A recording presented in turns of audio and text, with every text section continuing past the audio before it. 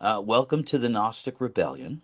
Today we're speaking with Dr. Joshua Pritikin, author of a wonderfully interesting book that deals with a core theme here at the Gnostic Rebellion and the Gnostic book that deals with I'm sorry, and the Gnostic Church of Light.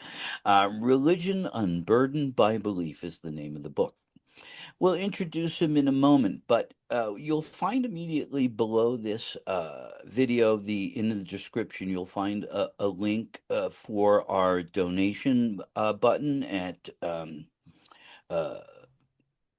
PayPal, and this program supports the Gnostic Church of Light. It's an historic building, and we invite you to become part of our historic congregation. We're the first fully owned and operating Gnostic church on the continents of the Americas, and your donations are tax deductible. While you do that, we'll extend this blessing. May wisdom and divine providence increase the unique genius of our congregation and bring us to health, wealth, and increase of days. Okay. Having earned his PhD in psychometrics in quantitative psychology from the University of Virginia, Dr. Joshua Pritikin, during his academic career, contributed to 10 peer reviewed publications and now maintains a practice in White City, Oregon. He runs Estrella Counseling and holds a level 3 certification with the IFS Institute, which perhaps we'll talk about a little bit later. But it is his book, Religion Unburdened by Belief, that brings us here today. To interview you as if I was the rector and you were a congregant asking to engage in this process and to sit with me on. Because whether you dialogue with another or you dialogue with the self, and even dialoguing with another can coach you how to get started dialogue with yourself. And we can explain that. So I might start now in our appointment session, and I might start to say, so okay, so you came here to, and you can answer, entirely hypothetically, play the role. So you came here to engage in the Gnostic dialogue and and get to know yourself. Um, noble desire, young man. Um, so why are you interested in getting to know yourself? I mean, isn't that what all the traditions, like many traditions say, like know thyself, or like that's what I'm supposed to be doing as a religious aspirant? Well, I don't know if other doctrines say that. I would be inclined to disagree with that per se. But could you clarify that a little bit more? Your concern for other religious doctrines? Well, why is that important to you? Well, okay, I'm not sure. Like those are what other people have written about religion are kind of inspiration to me, and I've been led to believe that knowing about myself is like an important part of that resonates for me, like that. um I want to, like I'm personally curious, like I want to know who I am. I feel like that's a important question to try to answer. So you have several parts going on there. There's a part that just simply it resonates with you. You have another part that is finds it important that this shows up in scripture. Whether we want to say that there's an appeal to authority there or what might that be. So, Yeah, for sure there might be an appeal. I might be uh giving that scripture some authority based on the that many people seem to respect it, or like there's an appeal to authority there. Yes. yeah. So, what do you find valuable in that appeal to authority? Well, I assume that other people have walked this path before me and have hopefully left clues that will make my journey easier. So your assumption is valuable to you. Which assumption is Well, you valuable to me? assume that, as other people have done this, that was your word. I Yeah, yeah, assume that, right. so So I have some confidence in that belief that other people have um, walked this path and have valuable things to say. uh, what valuable things do they have to say about it? Well, that it's important to know thyself, or like self knowledge is a direction that I should be So, pursuing, and so, that so that then, appeals to I've me got to too. ask. I've got to ask that, and I realize, you're playing a role here. Okay. I'm not. I realize I'm not critiquing you. Um, so I'm saying to my hypothetical congregant now, it seems that your whole rationale for doing this is because other people did it. Um, Maybe not. I mean that is a factor, but I wouldn't say that that's the only thing that is um, arousing my interest. Okay, I so also it's just have so a far that's the only answer you've given me. What are other factors? no. I like it. It makes sense to me. Like I can adopt that idea is my own idea. That I think that self-understanding is a admirable aspiration to have. Like just from my own Why judgment, is it an would admirable confirm that. aspiration? My own Why is it intuition. an admirable aspiration? I mean, it's my own intuition that I feel that way. Like that I feel like that there's Okay, something. so you're relying on your intuitive body. Yes. Okay. Um, what else does that intuitive body tell you? I don't know off the top of my head, but probably many things. It probably, Okay, so says like, maybe I go too far here, just because you're not really responding, and you got to kind of make this up as we go along. I'm So, not playing the but right role. what I've started to do is dialogue, without doing the Varela Schwartz technique, or in any way blending or unblending, and getting you to inhabit each one of those things. I did get you to think from certain ones of those perspectives. And had you been a real person coming to me, um, you probably wouldn't have gone down that certain trail of answers that you went down with this hypothetical person. Okay, you were imagining that I would be playing a different role, but which is possible. No, no, no, no, no. I think you played a fine role. Just that realistically, we couldn't get to the ideal example that I would have liked to have brought out. I'm just realistic about what we couldn't do there. Um, and I'm not experienced necessarily with talking to people in that manner, but I was able to figure out, how to hone in on the lack of clarity in thought. Even taking Yeah, this yeah. back.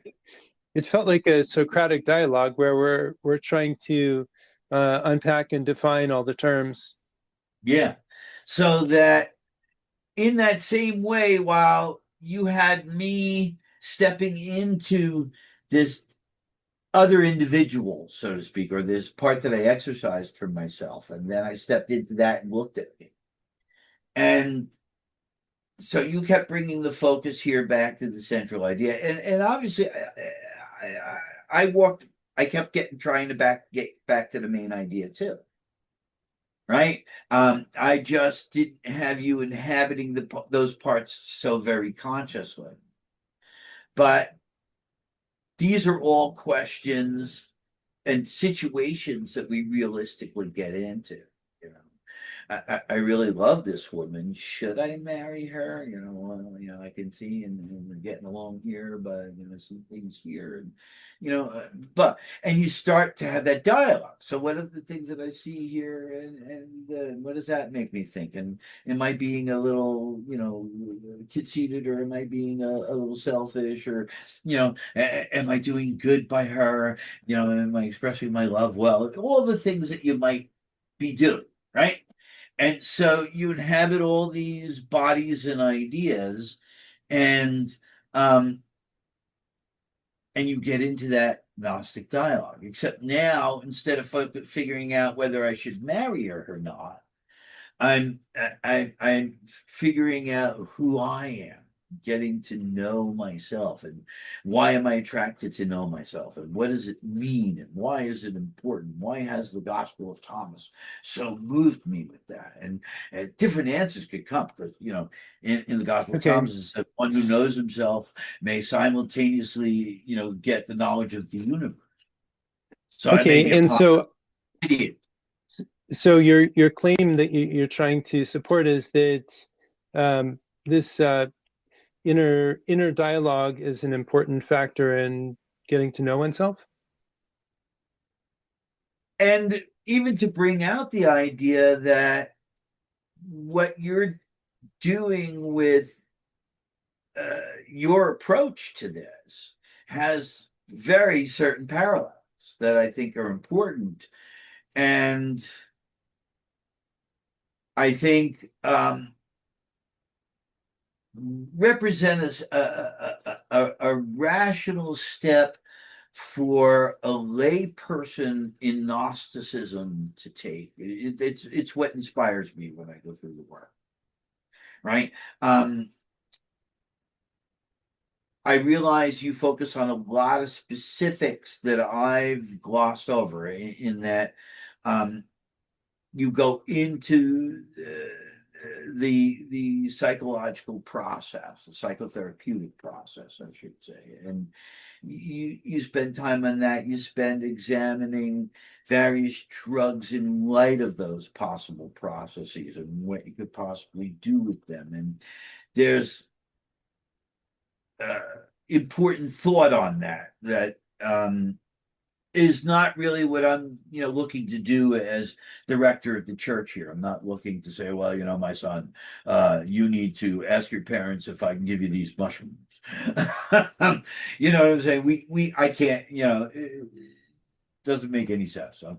I have my own feelings about psychedelics, but I wouldn't speak so candidly about that in a position of influence because I might unduly influence someone the wrong way.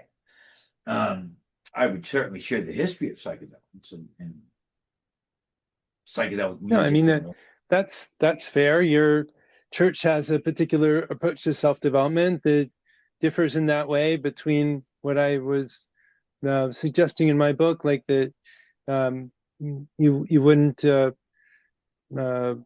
you would be more cautious about advising people to experiment with um, psychoactives.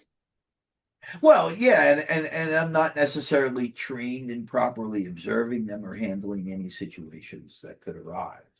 So, Sure. it would be beyond, shall we say, the cleric and the congregant in a relationship. I can give spiritual advice. I can tell you to see a therapist who deals with ayahuasca, or I could tell you, I know a really good medicine man. Um, but it's not a place I want to go. What I Okay. want to do is to say to mom, dad, and the kids, there's this process that any of you can engage in, and self-examination, examine yourself, is the beginning of know thyself. Hmm. So, Okay. how to engage in that process of examination?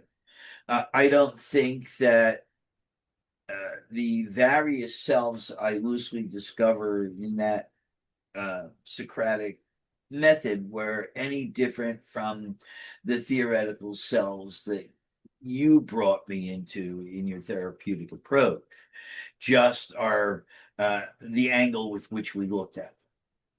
Yeah, yeah. I agree. Like it's basically the same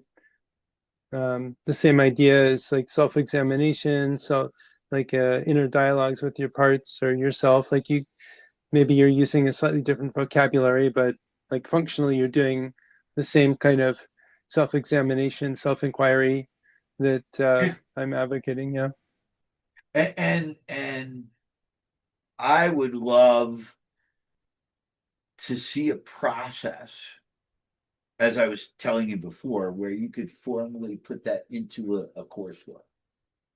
This week we're gonna talk about this in relation to that, and here's your exercise, and write it in your diary, Okay. and share. But I think this is a place where our we we have like different visions for our approach. Like you see um like inner dialogue work is like the most you can offer, and like in my mind it's really important to get beyond like this kind of like a conceptual, just having a mere conceptual understanding of our internal landscape. Like it needs Well, to. I start to say that the congregant that comes to me has his own process. There is only one way, your way.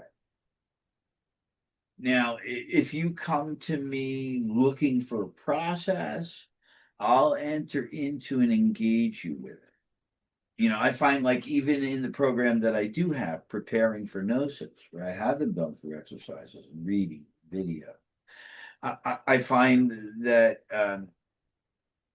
even in that, all I can do is direct them to these opening ideas for something that I've been doing myself my whole life from the earliest age, even though I didn't know I was doing it.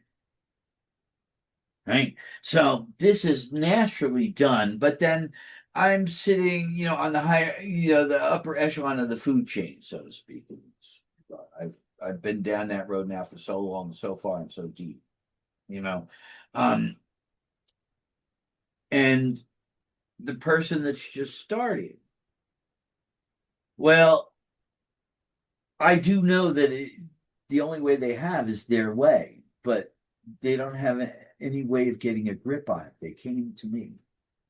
How do I get Okay, yeah, started? they sure they're like a unique person, but they may benefit from your guidance from your experience with inner exploration. That all makes sense. That tracks.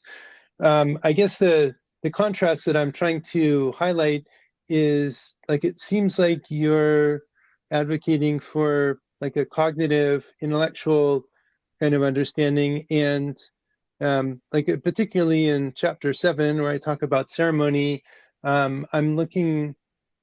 I'm trying to go beyond cognitive or intellectual understandings to behavioral measures of self-development. Um, yes. Um,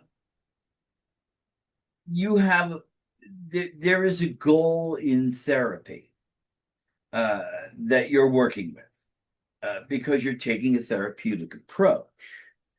Um, I'm not trying to solve the problem of the congregant. Okay, I'm not trying to solve any problem at all, except to give that congregant some advice on how to begin the process of self-dialogue and knowing himself. Okay, I can okay, point yeah. to my preparing for Gnosis program. It works well too. I mean, I think we're aligned on that. Like, this is really these are very useful skills for beginners to start the process of self-dialogue and self-understanding, for sure. Yeah. Whereas the person more down the road, even at an intermediate level, kind of really doesn't need the advice. They're already at that intermediate level, right? So Hmm. that's why I said even earlier, your book really talks a lot to that beginner. Sure. I could pull a Jefferson on it and pull out all the psychotherapeutic examples or whatever, and the root of that book there, I think, is so incredibly readable to a high schooler. You know what I'm saying? It lays things down very clearly and very well, and I offers. mean, I'm really glad to hear that, because I was trying to make it like clear enough that high school people, like a high school graduate, could understand. So I'm glad I got close. As long as they don't read all the stuff between the lines and all that kind of stuff. Um, Yeah, all, yeah, all all the the footnotes. psychotherapy, you'll get them through it. And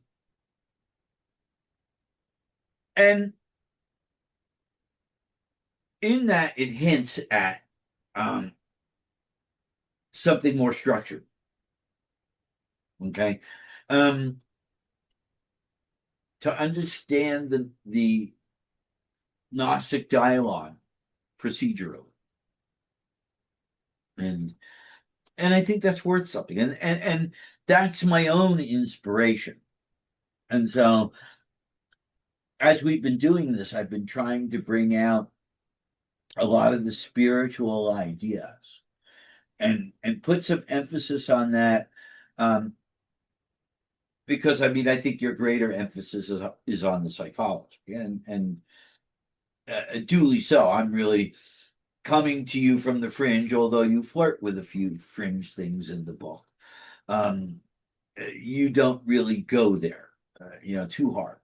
Yeah. And I'm coming at you from the too hard level, and the guy that wants to see you slap me even harder. Okay, so if you want, we can take it here and set up a next time, or do you want to keep going?